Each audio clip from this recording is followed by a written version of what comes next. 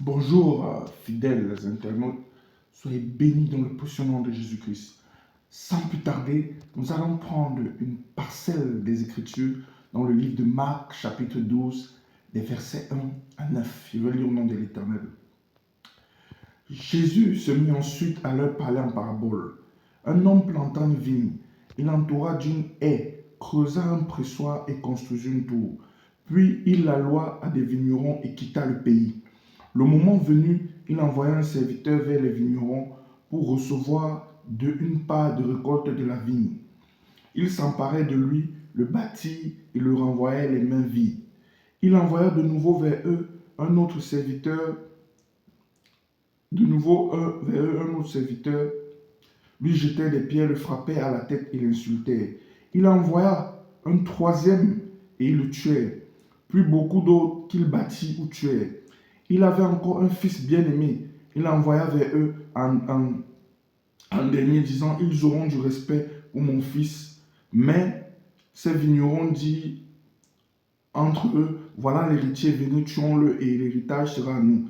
Et ils s'emparaient de lui, le tuaient et le jetaient hors de la vigne. Que fera donc le maître de la vigne? Il viendra, fera mourir les vignerons et donnera la vigne à d'autres. Amen.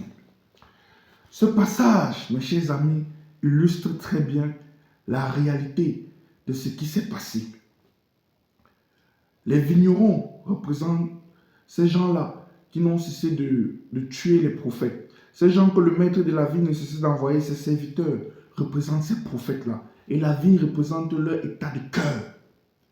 Les prophètes allaient reprendre l'évangile et ils étaient tués. Après, le maître a dit que non, mieux vaut que j'envoie mon fils lui-même. Et ce fils-là représente qui? Le Seigneur Jésus-Christ. Et la preuve, quand Jésus est venu, il a également été tué. Et eux-mêmes, ces vignerons diront quoi? Voilà l'héritier, tuons-le et l'héritage sera à nous. C'est ce que ce passage symbolise. Aujourd'hui, à vous tous, mes chers amis qui m'écoutez, l'Éternel ne veut qu'une seule chose, que vous lui donnez votre cœur. Il m'était arrivé une fois de lire sur un article, lors du séisme au Maroc, un adolescent avait perdu toute sa famille. Il avait été adopté par une grande équipe de foot. C'est ce que Dieu veut faire avec nous.